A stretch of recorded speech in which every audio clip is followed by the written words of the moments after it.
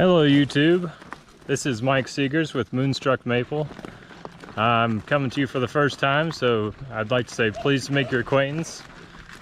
Me and my little helpers are going on a little walk nearby our house to hopefully harvest some Staghorn Sumac. So I figured I'd take you along and just kind of talk a little bit about it on the walk there.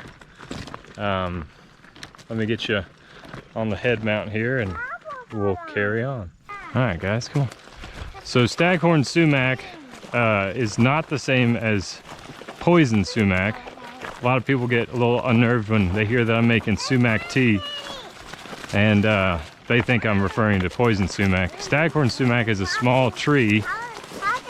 The scientific name is Ruff's typhina in the Anacardiaceae family, and it is a plant that's been used for a really long time, mostly by the North American Indians, and they used to harvest it in late July, early August time frame for a easy to store source of vitamin C to get them through the winter time. So they would cut the blossoms or the plumes off that kind of look like kind of like Sideshow Bob's hair from The Simpsons, if any of you guys ever watched that. But they get to a really pretty deep crimson color when they're ripe, and most of the time they're steeped in hot water and make a really yummy beverage that my kids and I all really like.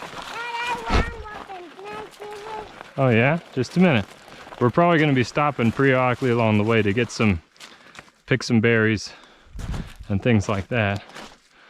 But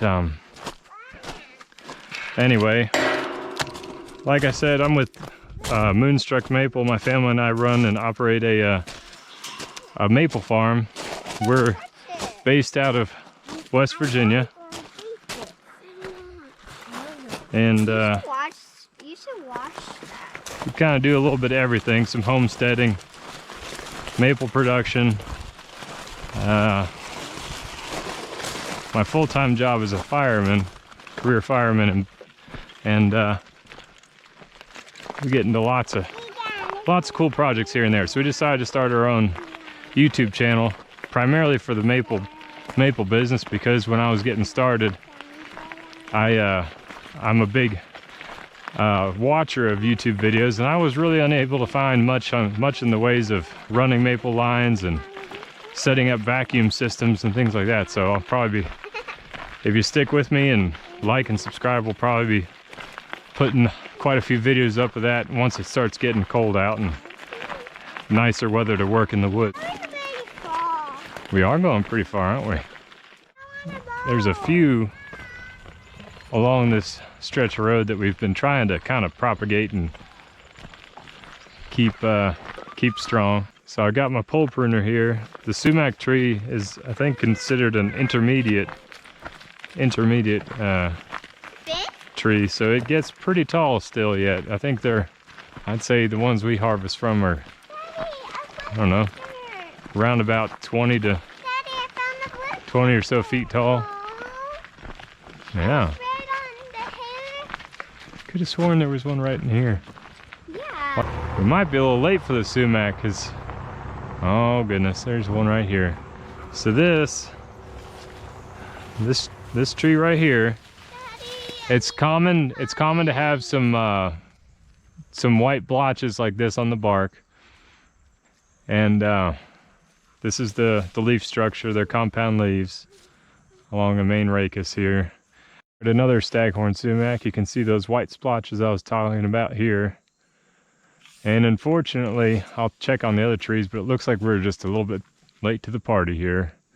This is the plume. I don't even know if that's from this year. That looks really old. But when they're ripe, the plumes are very vibrant and pretty good size. That's small even for a ripe one. But we'll see. We might be too late this year. Just wanted to quickly show you guys my three sisters' garden I've been working on up here on the hillside. Our field's pretty grown over right now, but that's just because we we raise bees. You can see the hives right there in the same fence as the Three Sisters garden. I thought that might help with pollination and keeping some of the smaller pests and things away. But I'll make a different video about that. I'm very proud of it, and I'm excited to show you guys the Three Sisters garden. Well, the next little patch of sumac trees is just around the bend here, so we'll know pretty soon whether or not we're gonna get anything. I love the forests here in West Virginia. They're so diverse. They got lots and lots of different tree species. It'd be hard for a person to go hungry if they know what to look for and know how to use the resources around them. That's for sure.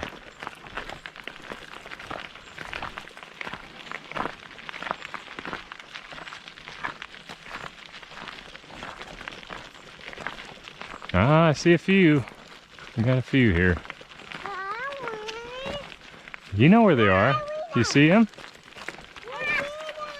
I don't know if you guys can see it yet. We're pretty far away still, but there's a little grove of them right here. It looks like we might be a little late. They're definitely darker than usual. Mid to late July is probably prime time for it, and we're a little bit late here. She's excited to show you guys the sumac as well, but I'm sure you can see them now. These little plumes that are coming up out of this tree here are what we're after. I'll pull one down here, show you guys a little closer view here. Oh, they're good. They look pretty nice. They're very velvety. They got really fine little hairs, cilia or whatever they're called. And as you can see, to help you identify this tree, the reason it's called Staghorn sumac is this, I think it's called pubescence. I can't remember, but it's a really fine, velvety kind of fur almost on the young branches of the tree here that remind you of like the velvet on a deer's antlers, thus staghorn.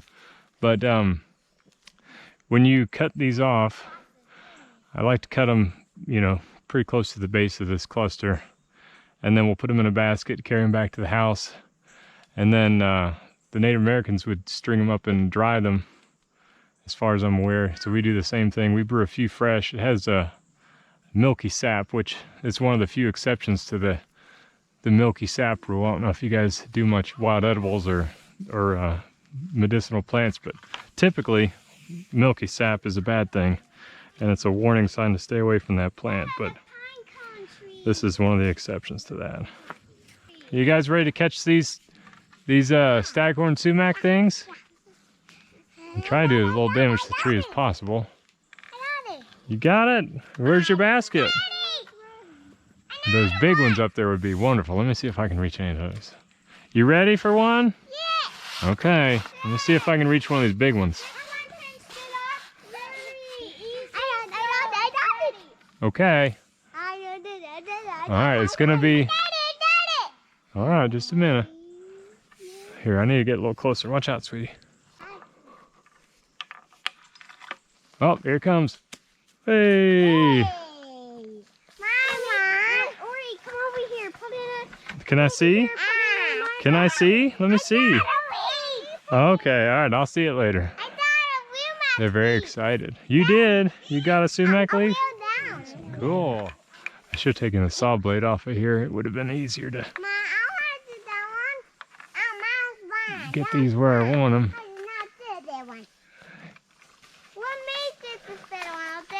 Okay. Here comes one. You ready? Here it is. Yeah. Dad, give me one. Okay, sweetie. Give me one. I'd like to get in here with, I need to get in here with my Let's catch it.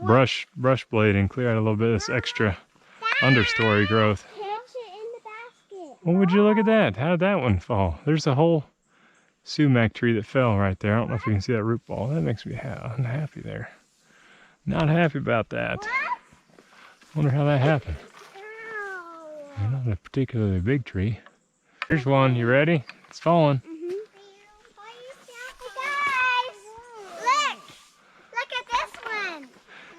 These, okay, you'll be fine. These trees are really, really prolific on the, I notice them a lot on the side of interstates and things. Because those red plumes stick out. But, from this size of a tree, I probably won't harvest a lot. I don't want to stress these trees out. But, oh, almost got that one.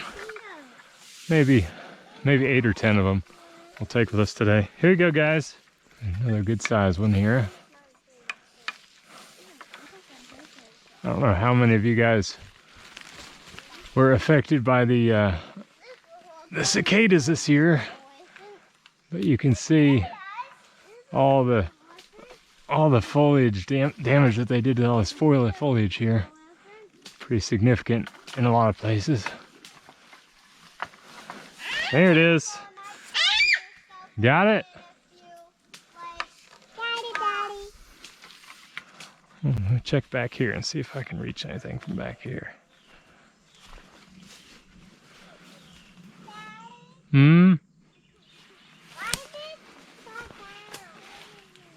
Gosh, it really ticks me off. That was a big sumac tree right there.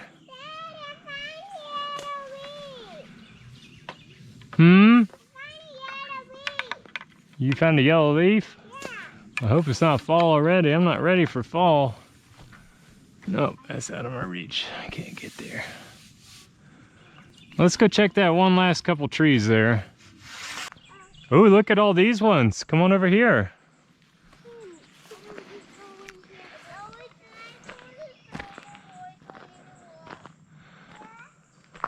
Thank you. That's very nice of you. Yeah, these got hit, unfortunately, by the road mowers as well, but it looks like they fared a little better than the other patch. And these ones, honestly, almost look underripe. They're a lot brighter red, as you can tell. I'll just give you a close-up here in a minute. And they're not quite as large.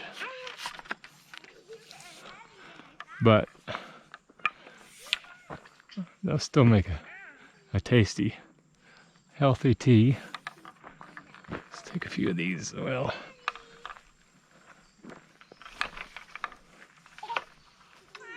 Oh, almost caught it. Those are still ripe. Those are good. You're sweet. I've heard that if you can get to these when they're nice and ripe, but before they get rained on heavily, that they have the best flavor. And it hasn't rained a lot recently, so should have some pretty good taste to it. Oh boy, I almost caught that one. You get that one, sweetie? How many did we get, guys? Can you count them, Callie? How many do we have in here? Ori has some. I don't have any in my basket because. Yeah, count them for me. I'm listening. 2. 1, 2, 3, 4. And then I think there's a 5th one, right? 1, 2, 3, 4, 5.